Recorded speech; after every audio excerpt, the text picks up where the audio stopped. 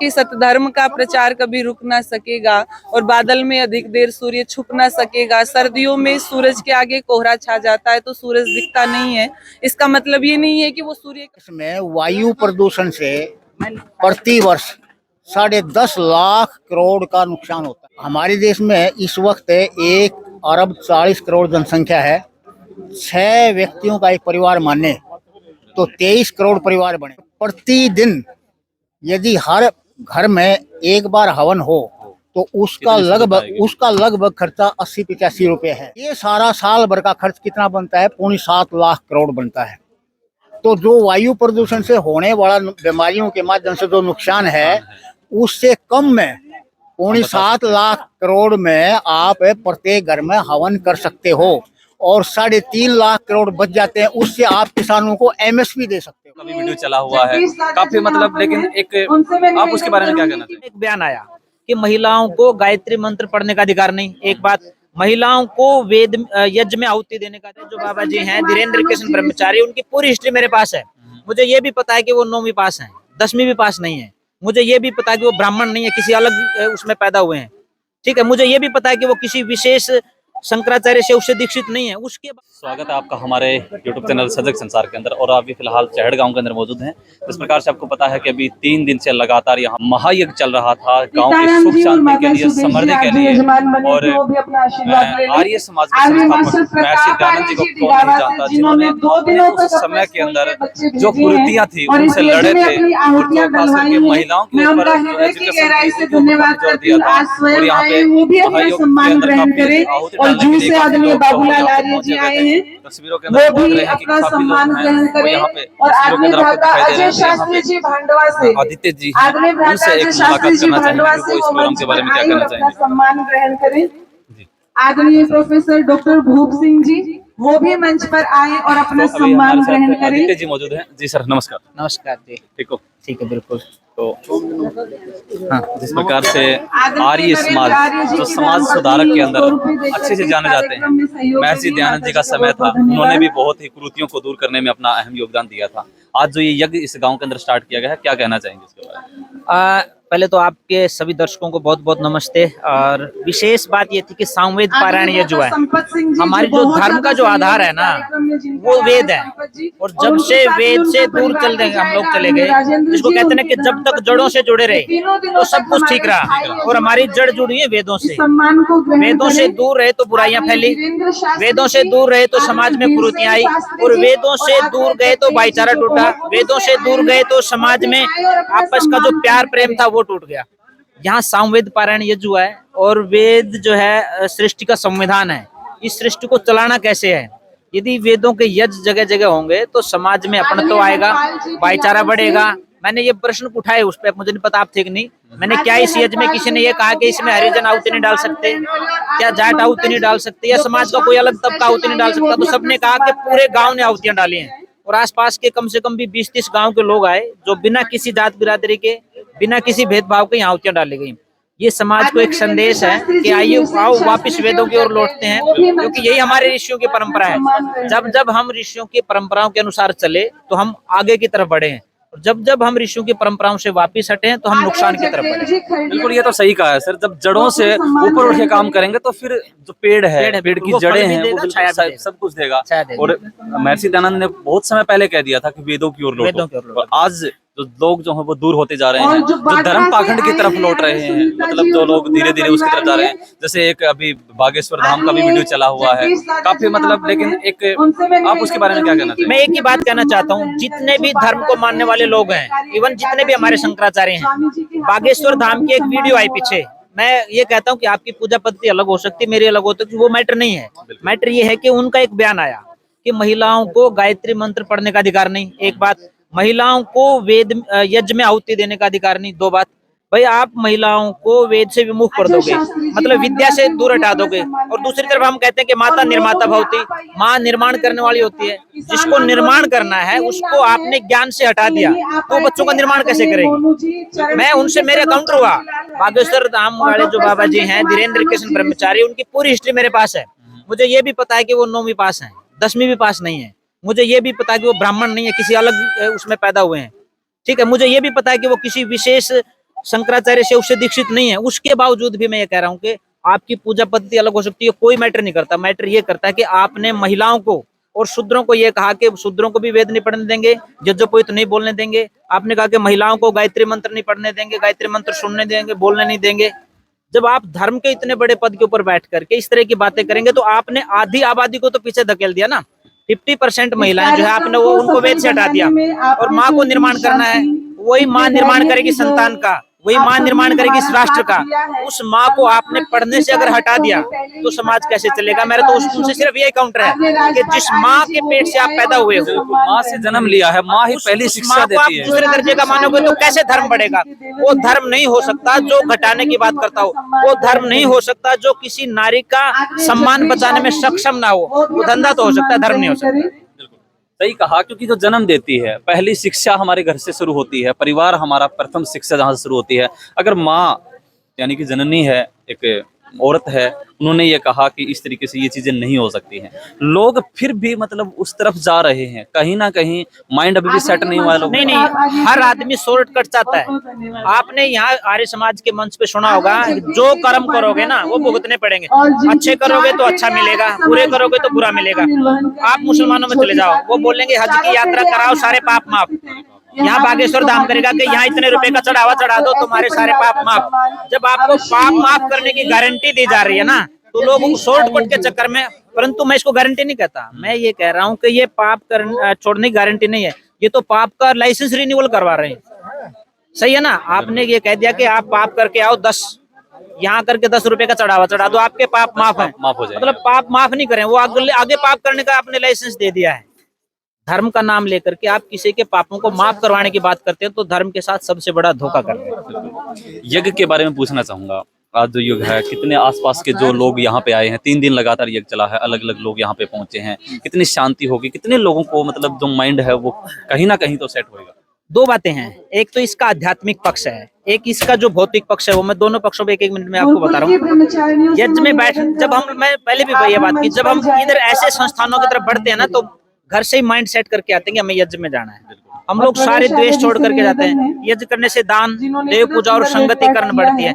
आपस का मन मुटाव भी है ना, तो भी यज्ञ में बैठ करके हम लोग तो ठीक है, कोई बात नहीं। आपने आहुति डाली, आपको लगा कि मुझे फायदा नहीं होना चाहिए, अनिल को फायदा होना चाहिए, परंतु यज्ञ में से जो आहुति जाएगी, जो सुगंधी जाएगी ना, आपका चाहे कोई दुश्मन है, चाहे कोई आपका अपने परिवार का, सबको बराबर बराबर मिलेगी। ये इसका आध्यात्मिक पक्ष है। इसका जो भौतिक पक्ष है, जब हम गाय के, देसी गाय के घी में, आग के ऊपर जब देसी गाय का घी डालते हैं तो उसमें एक सफेद धुआं निकलता है जिसको फॉर्मेल्डिहाइड गैस बोलते हैं। और वो फॉर्मेल्डिहाइड गैस जो है वो एक तरह से एंटीवायरस है। जब ऑपरेशन थिएटर में ओपन हार्ट सर्जरी करते हैं, दूसरी सर्जरी करते हैं, तो वहाँ जो डॉक्टर है उसमें फॉर्मेल्डिहाइड की गैस छोड़ते हैं ताकि किसी प्रकार का कोई वायरस, कोई कीटाणु वहां न रहे। तो यज्ञ के अंदर फॉर्मेल्डिहाइड गैस पैदा होती है जो वातावरण की शुद्धि के लिए और इस पूरे के पूरे वातावरण को पोल्यूशन फ्री और वायरस फ्री करने के लिए काम आती है। तो यज्ञ का ये भौतिक महत्व है।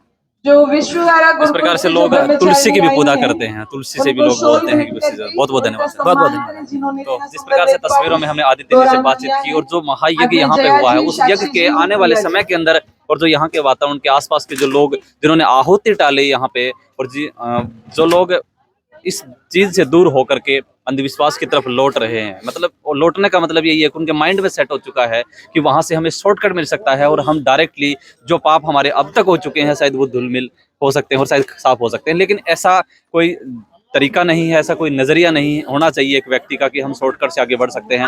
काफी लोग और भी हैं, उनसे भी बातचीत करते हैं कि क्या कुछ कहना होगा। कहाँ से? मैं अलाउद्दीनपुर से। तो यहाँ यज्ञ हुआ, मतलब पुराने समय में आप रहे हैं, किस चीज से कैसा मतलब महसूस कर रहे हैं आप?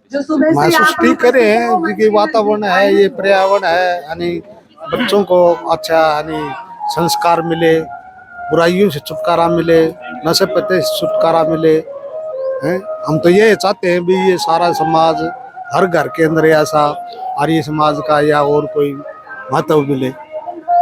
और बिल्कुल संस्कारों की शिक्षा पहले होनी चाहिए। हाँ, क्योंकि शिक्षा दीक्षा जिसमें लौट रहे हैं, साथ साथ में यानी टीचरों को, जो अध्यापक है पाठशालाओं में, घर में जो भी है ना, संस्कार पहले जरूरी है।